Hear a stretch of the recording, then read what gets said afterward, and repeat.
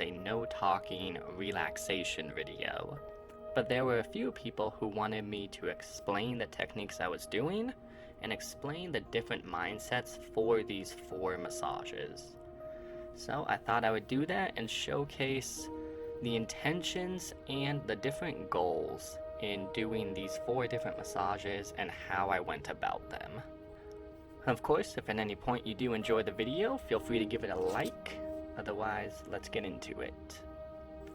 This first back massage is focused solely on the outside part of her body, or the lateral edges. So we're really focusing on the low back, all along the lats, the latissimus dorsi muscles. We'll get into some of the serratus muscles and the teres. What I'm doing here is using my knuckle to pull away from the spine. This is an area that gets very constricted and very pressed inward, and so it can help to really widen that and pull the fascia and the muscles away. I'm then using my palm to come up along the rotator cuff into the rear delt and triceps, and going upward towards her head is a great way to once again open up a very bound area. The lateral borders of your scapula and your shoulder joint are always tight, and the lats are actually a big cause of why we have forward shoulder posture. It's not always just tight pectoralis, but it can be tight lats as well. This area also contains many trigger points that reference all around the deltoid, down the arm, and even stretching into the lower and upper back. So this is a great area to work if someone has pain in any of those generalized areas. After that deep work, and it may not look like we have gone insanely deep, but the lateral edges of the back are very tender. But after that deep work, you always make nice, and so here I've just done some lighter effleurage, and I'm about to do the same techniques to the other side. Massage number 2, we immediately start having already warmed up the client a lot. You can tell from the red that's streaking down her back, we've already brought a lot of blood flow and loosened a lot of the connective tissues. So we're going straight in with our elbow. For my deep work here, you saw I went up to the head, and right there where I switched it back and I'm going against the grain or against the muscle fibers, that is how you get insanely deep, especially for that mid-scapular area. I really like using my forearm and elbow there because it's a nice, broad, deep stroke that doesn't hurt my fingers. And then I'll follow it up with some specific knuckle work if I need to, really working the top of the shoulder blade, her levator scapula, her trapezius, rhomboid muscles, supraspinatus, even some scalenes in there. All of these muscles are the ones that people complain about when they say they have pain in between their shoulder blades. Right there is a little boy infraspinatus work. That's the muscle that lies directly on top of their scapula, and that references pain and wraps around all the way to the front of the shoulder blade. So once again, a good area to work. And I moved down to finish off on some lower back pain because she also had that going on. So we're going down the erectors and stopping right at the top of the pelvis, the iliac crest. And then we're holding those erectors and the QL muscle, quadratus lumborum. This muscle, I believe, is the culprit for almost all back pain, and it attaches right to that lowest floating rib. So it's really good to press your knuckle upward towards that rib spine attachment.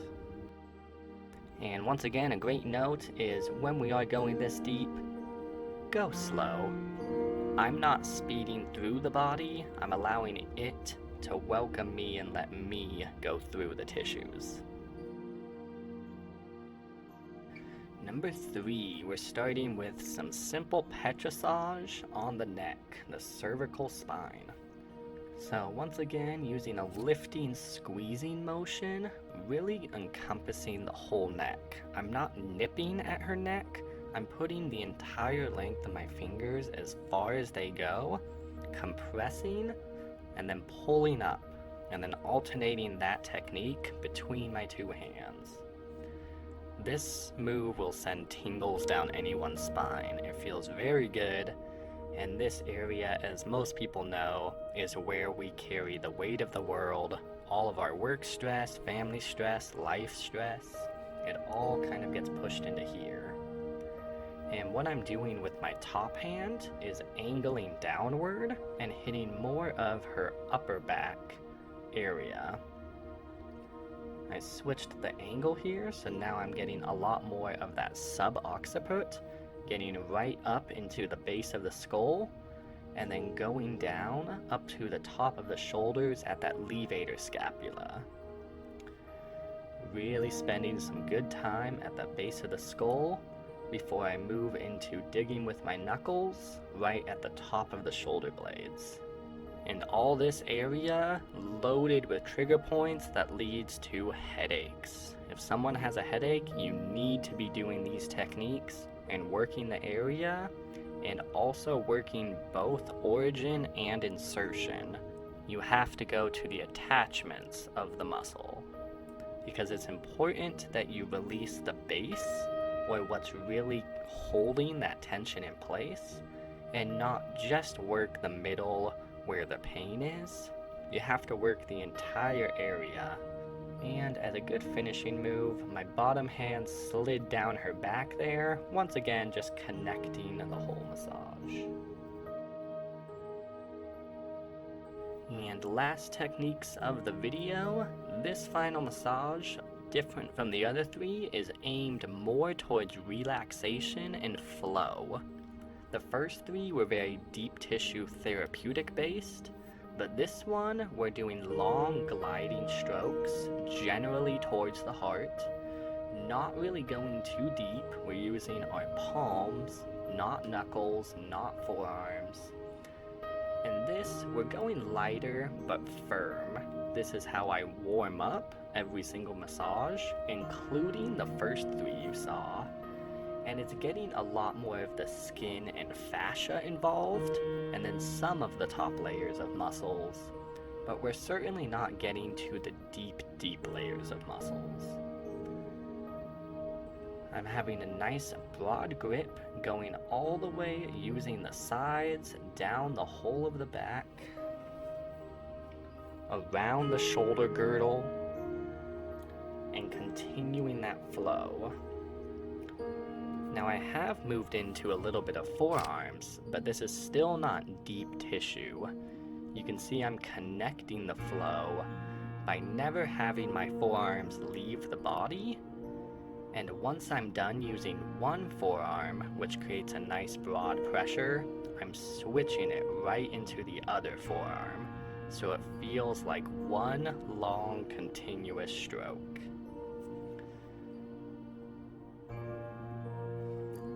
Different angle just to showcase the same thing. And as we have warmed up a little bit, there's that cervical technique I just showed. Once we have warmed up a little bit, we can start thinking about going deeper, so I switch to knuckles.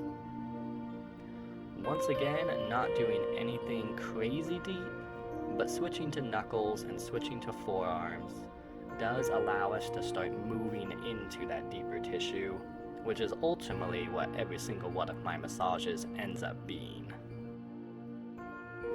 The client, they're going to start receiving a lot of increased blood flow, which is going to help out the nutrients. They're going to be insanely relaxed, and it is going to help get rid of pain and tension, maybe not just the deep trigger points that can refer a lot of pain and cause a lot of issues.